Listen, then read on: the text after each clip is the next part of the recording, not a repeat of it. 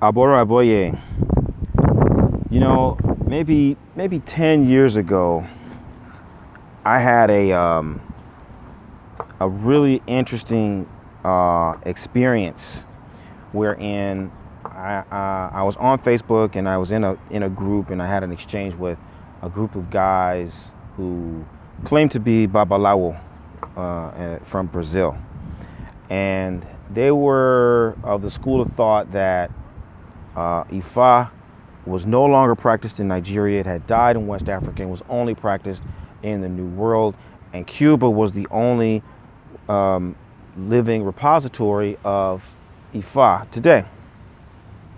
So I've heard this kind of conversation before. So I listened and I wanted to find out, hey, maybe these guys have stumbled onto something new, right? 'Cause this was like, I guess this is just like 10 years ago. And that argument is really, really old. That's like from the 80s.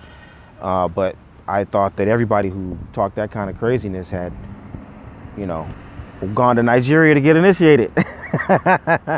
So I was surprised, but I wanted to see, hey, maybe they found something else. Let me listen.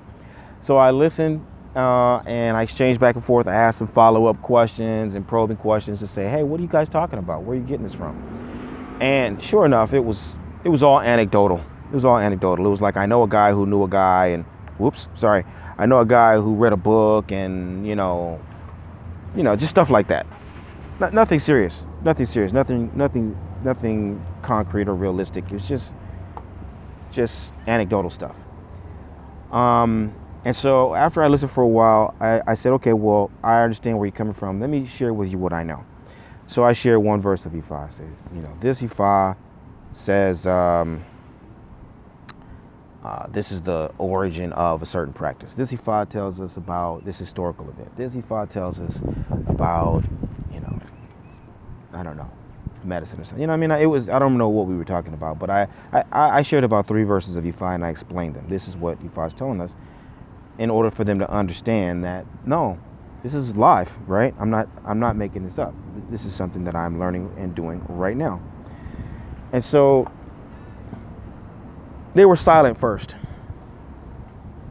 And then the first guy to break the ice, I'll never forget, he said, sir, you are clearly out of your class. We're not here to read your poetry. We're here to talk about Ifa.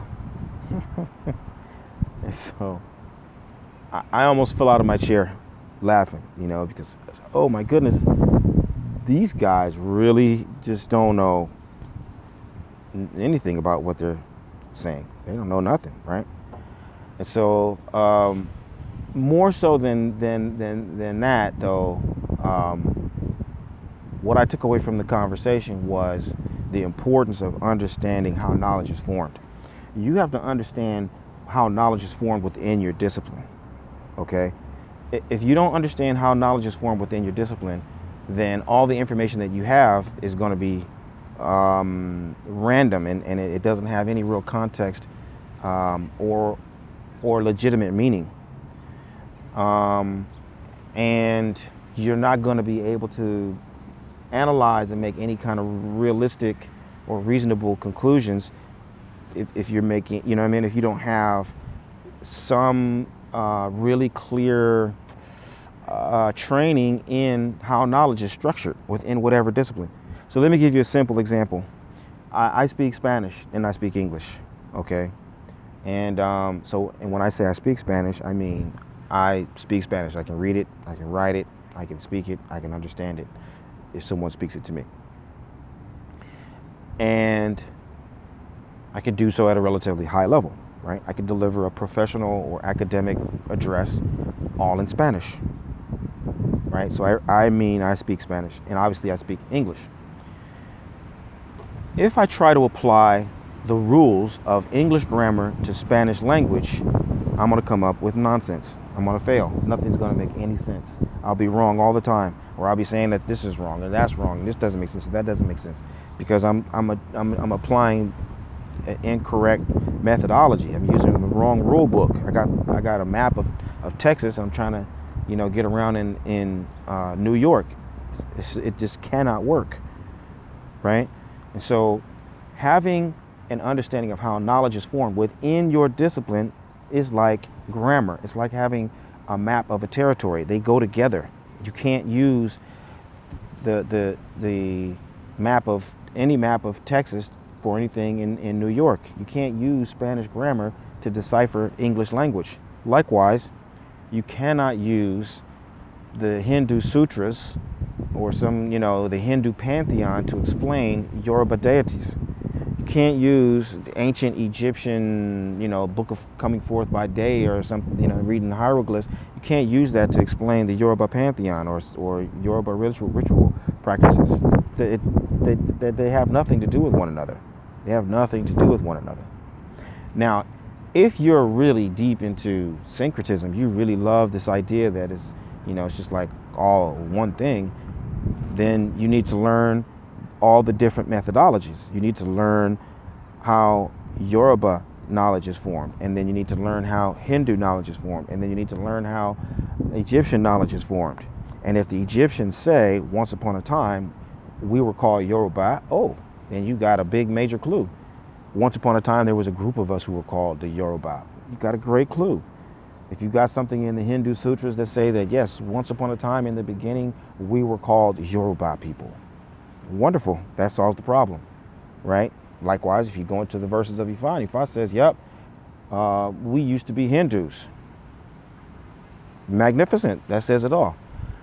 But when you look into the verses of Ifa, which is the authoritative source of everything indigenous to the Yoruba tradition, and you see nothing in Ifa that says Hindu and nothing in Ifa that says Egyptian, that's probably a good indicator that there's nothing Egyptian.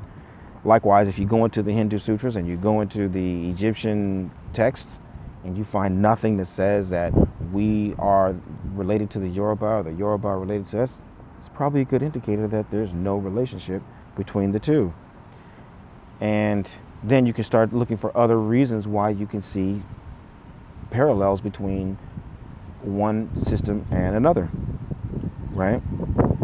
But the most important thing is you've got to get serious about your study if you really want to go into it. Likewise, you've got to get serious about where you get your information too. A lot of people who espouse these ideas have not completed any course of study. They're not masters of anything. They're not masters of the Hindu tradition. They're not masters of the Egyptian tradition, and they're not masters of the Yoruba tradition. They've never completed a course of study. They're just scraping the surface of things that they find on Google and putting it together to, share their wide range of, eclectic ideas.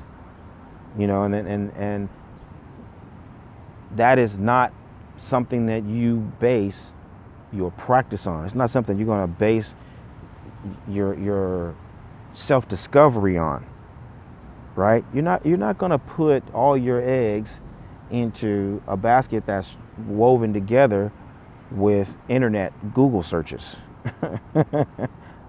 that's you come into a tradition because that's the value of a tradition. It's been around for thousands and thousands and thousands of years. It has proven itself effective for thousands and thousands and thousands of years. That's why it's a tradition. That's why it survives as a tradition, better stated. And so you come into the tradition in order to not only learn the information that the tradition shares, but to become the kind of a person that the tradition produces. That's key. See, this isn't an abstract intellectual pursuit. Ifa is a lifestyle. It's a life practice. And through a practice, you perfect something. And that something is yourself. It's your essence.